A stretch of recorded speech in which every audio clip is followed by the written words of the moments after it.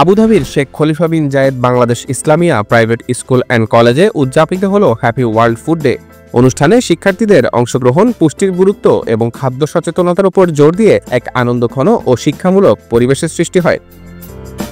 প্রতিষ্ঠানের সম্মানিত অধ্যক্ষ কিরণ আক্তারের সভাপতিত্বে আয়োজিত এ মেলার উদ্বোধন করেন আমন্ত্রিত প্রধান অতিথি বাংলাদেশ দূতাবাসের শ্রম কাউন্সিলর জনাব মোহাম্মদুল্লাহ খান।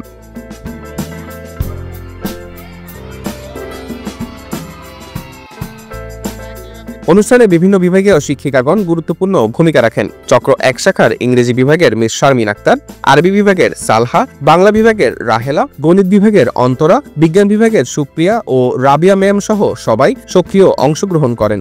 বিশেষ করে কিন্ডারগার্টেনের ছোট ছোট শিক্ষার্থীরা নিজ নিজ পরিবার থেকে ফলমূল এনে উপস্থাপন করে অনুষ্ঠানে নতুন মাত্রা যোগ করে। শিশুদের এই অংশগ্রহণ হ্যাপি ওয়ার্ল্ড ফুড ডের তাৎপর্যকে আরও বর্ণিল ও অর্থবহ করে তোলে।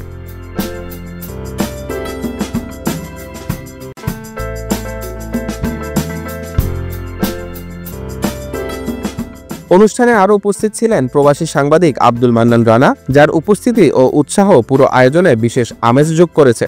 এই আয়োজন শুধু একটি দিবস উদযাপন নয়, বরং শিশুদের খাদ্য সচেতনতা, স্বাস্থ্যকর খাবার গ্রহণ এবং বিশ্বব্যাপী খাদ্য নিরাপত্তা সম্পর্কে আগ্রহী করে তুলতেছিল এক সফল উদ্যোগ।